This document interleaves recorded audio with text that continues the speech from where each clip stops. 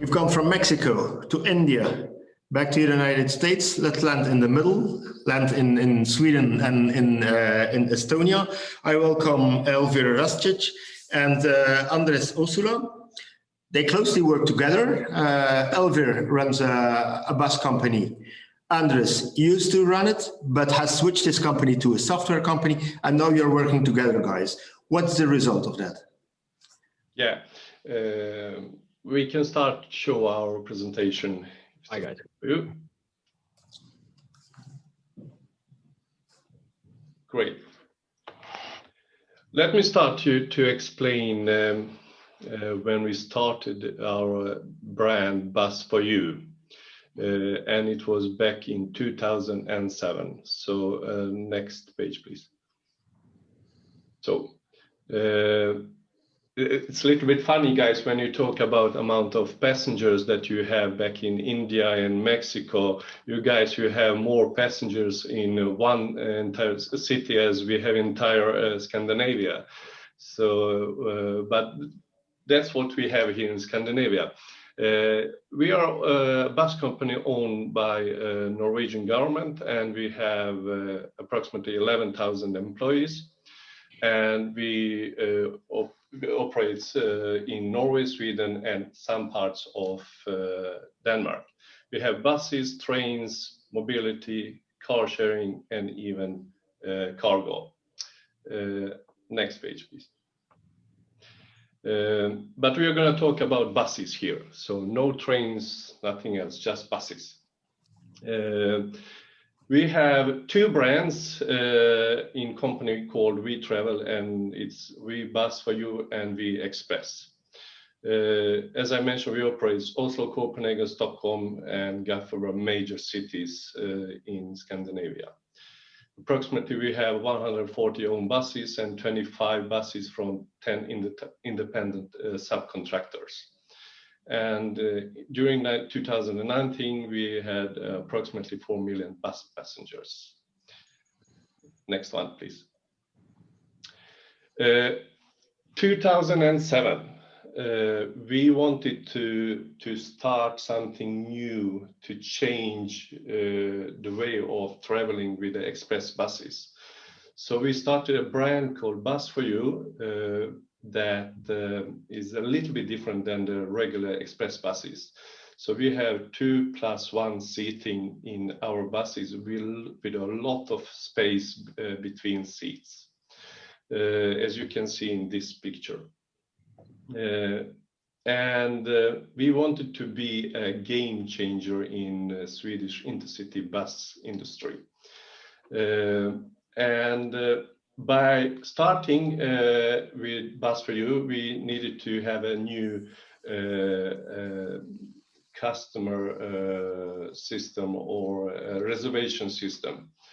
So we made some local-based system software in the beginning, because we started with only 4 buses. And from the first beginning, we decided that we will try to have online selling for 90–95%. And we succeeded quite quick from the beginning, because we forced people to buy ticket online, and because we didn't have any ticket offices, and we just told to everybody, if you want to buy, you have to buy online. And during that period, 2007, we could see that in the future, we're going to see a lot of people using smartphones. A lot of people will use computers and buy online. So we wanted to change a few steps before others. And it was quite successful in the beginning, and we dared to do that. I can see a lot of bus companies, they still don't dare to do that.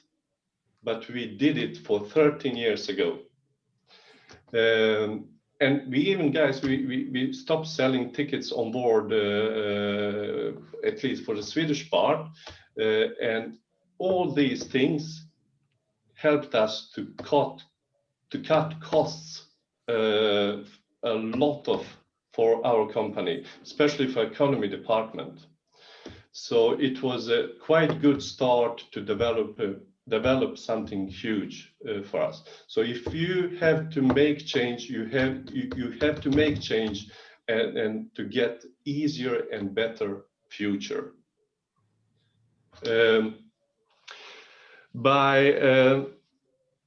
By developing the system,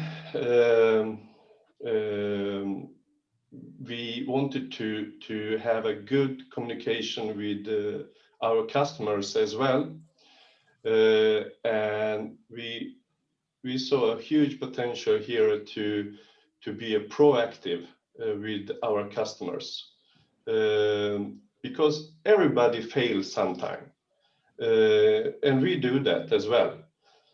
So if you fail, you have to tell that. But we don't want that people send us email or call us. We want to be proactive and tell already while they're still on the bus, so they get information and compensation, digital of course, and they are still on the bus. So that was one of the part that we wanted to develop, and we did it in the system, so we can speak with them in digital way. Okay. So can you keep time in mind, please, Elvir?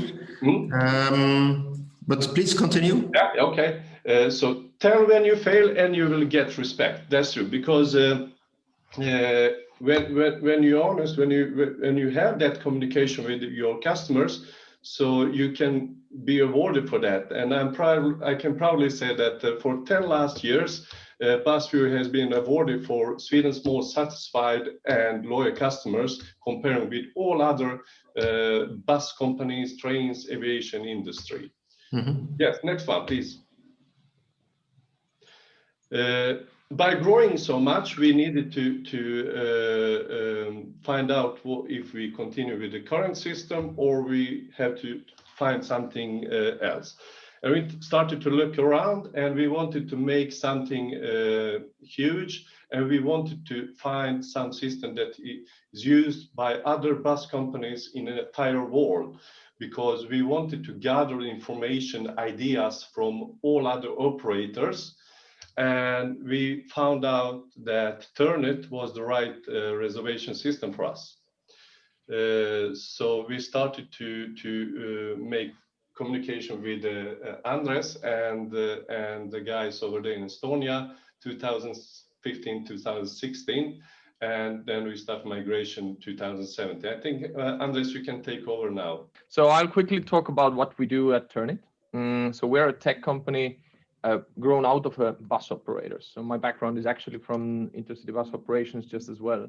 So at one point we understood that there is a need for a quick solution for the industry to digitize themselves. But at the same time, we really wanted to leave independence for the industry to choose what kind of sales strategy, what kind of sales channels they want to sell. Is it their own sales channels? Is it eventually Google or Check My Bus as search engines? So what we do in Turnit, we provide only the core technology for operators to run their business, schedules, inventory, and so on, but basically define their product. From there on, it's up to the operators to choose and basically sell whichever offline, online, on board sales channels they want to sell their tickets. So that's what we do. Next slide. So we provide basically the back end off-the-shelf product for the industry. And this is exactly what we did with VuBus4You as well. So we provided the technology for them to handle their business. We call it kind of like a bloodstream of their business. But the customer experience, web, mobile applications, they were able to develop themselves exactly how they wanted to do that. Next slide. So as a company, we want to grow globally so that we could really pool the common knowledge of operators around the world. So we work with leading operators like VuBus4You, Michigan Flyer in US, Irish biggest operator Bus4You, CTM in Morocco. So these really very, very different environments give us a good understanding of how to build more common, let's say, common products and scale it outside of Europe. Now we're in Africa, scaling hopefully next year to Latin America as well. So, next slide. Just a quick understanding of what's going on in the market. So we were growing for the last 5 years from 21 million of value and 3.4 million tickets to 13 million tickets last year. And that basically this year crashed into about half of what we did last year. But we do really see already the recovery building up for the next year. So we do see that there is a strong tendency for digitalization. We've got new customers going online next year as well. So I think it's a good way how market is developing currently. Next slide. Elvir, that's yours. Yeah, what we did when we changed to Turnit, so the entire selling part in only one system gave us a clear picture of what we have and what we can develop. That gave us advantage and could increase operation efficiency a lot. Quick way of changing the timetable, especially during this period. Yielding, pricing, we had in all system, but moving to Turnit, we could get much faster and modern way of yielding with both good algorithm and manually way changing the prices. And revenue increased a lot, especially last year when we changed to Turnit. And the third one, now when both countries, for example, Norway and Sweden, use the same system, by using multi-legs, we can reach to some new customers, and new customer can discover that we have some destinations. So this slide is really important to explain that VU, thanks to its digital capabilities already before COVID, running pretty much 100% contactless reservation system, customer relationship fully online and QR-based check-in, then really the customer experience didn't change, and it really made passengers trust these services much higher, because they knew that it's fully contactless already today. We were also able to make sure that all the pre-booking channels visualize the blocked seats for the social distancing purposes. So all the seat maps are relevant to those kind of blockings. And it's easy to change if those blockings are, removed and the capacity is limited to 100%, for example. In that case, we just change the fleet profile to the full capacity. At the same time, because we're utilizing automated seating algorithms,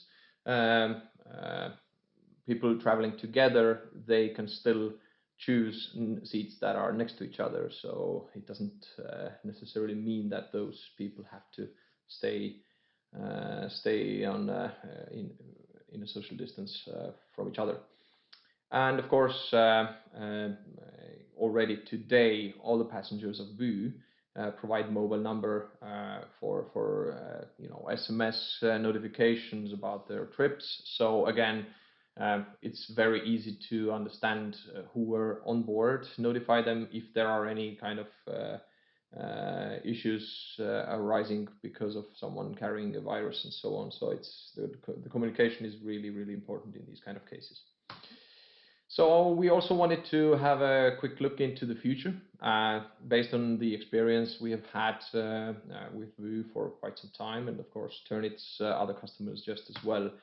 So we strongly believe that now, even though it is a really difficult time for all the operators, we also believe that this is really a good time to make radical changes in your previous business model and also organization. We do strongly encourage everyone to think more about assigning specific people to take care of the digital roadmap, digital passenger experience, because the ability to provide superior digital passenger experience and especially the personalization of your services will, in our mind, determine the new market leaders eventually.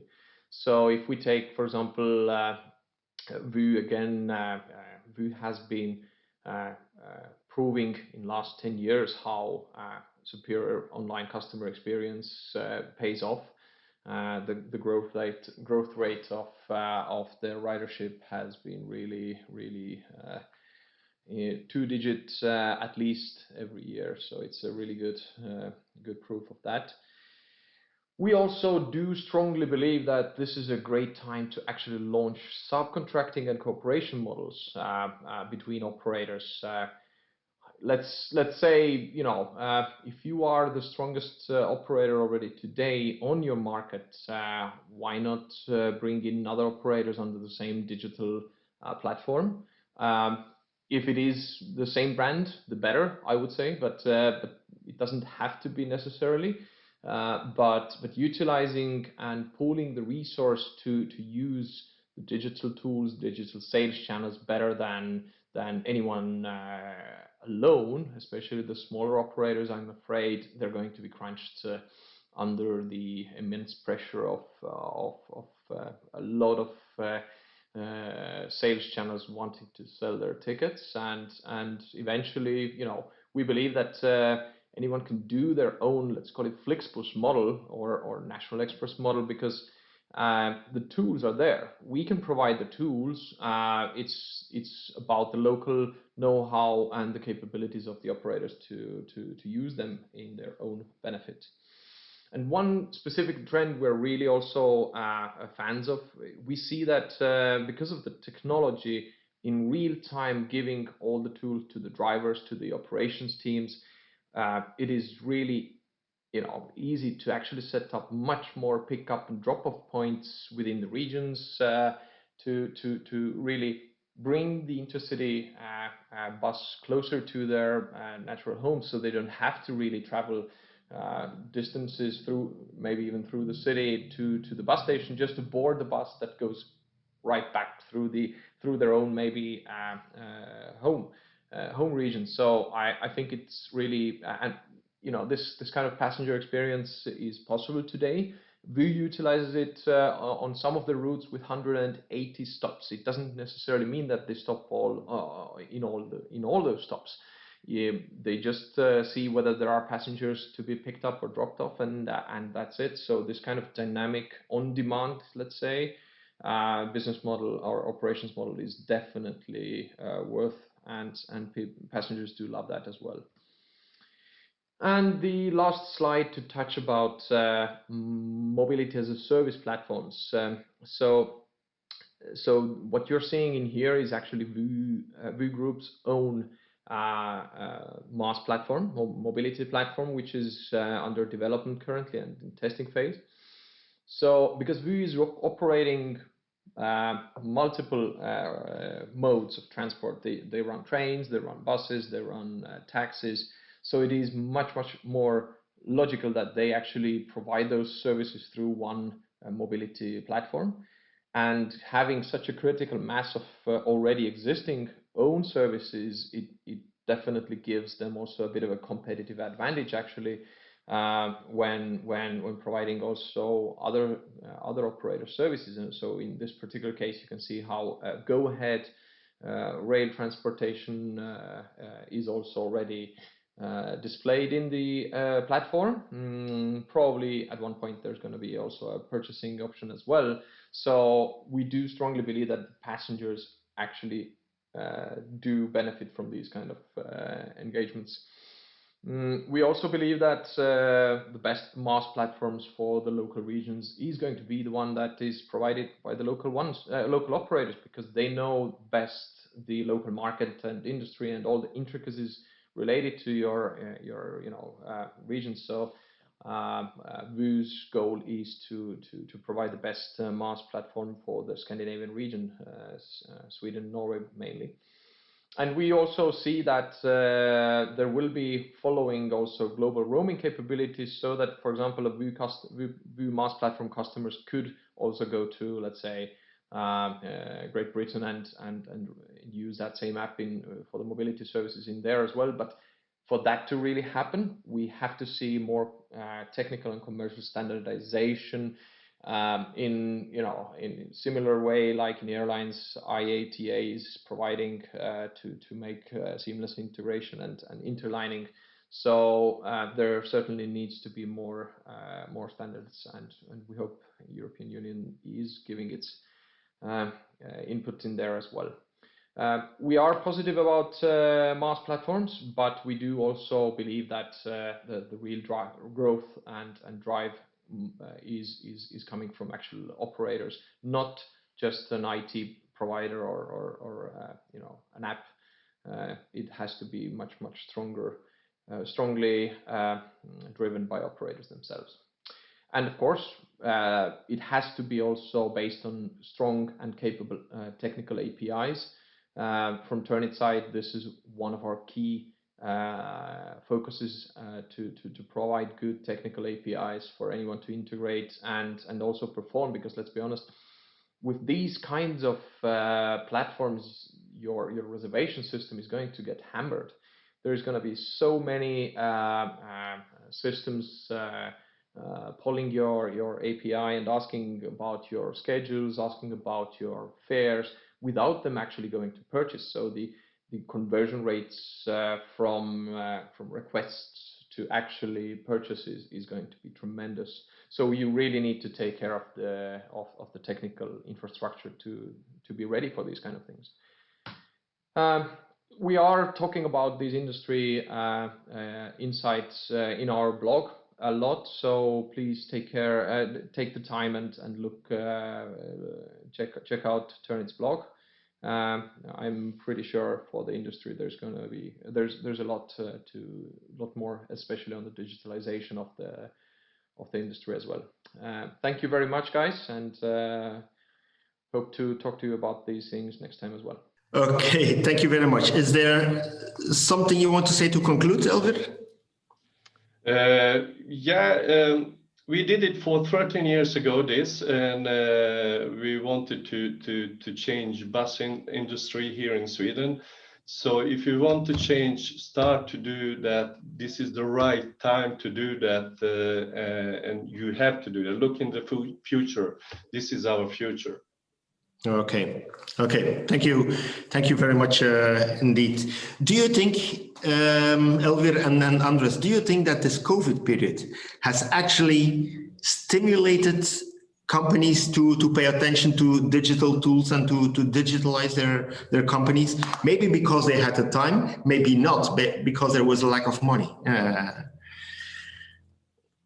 Maybe I'll quickly jump into that. So I think it's a very good question, and to be fair, we had a very good experience. Before COVID, a lot of operators were saying, yeah, we do really want to make digital change, but we don't have time for that. Now I think a lot of operators see that there is a good chance currently with the hiatus and make that change so that they could improve their operations and gain much faster. So I truly believe that, yes. Right. In one of our previous seminars, the answer was not as clear as that, because pre-COVID, they didn't have the time. Now, in COVID and maybe shortly after COVID, times will be that uncertain that people do not know, will I have the money available to make these adaptations, and will it be worthwhile on the short term? So that's a very good point. Pay as you grow is the answer. Yes. You don't really need to invest anymore. There are technologies out there, so you just have to start using them. Yeah, right. This is a perfect quote to finalize this session.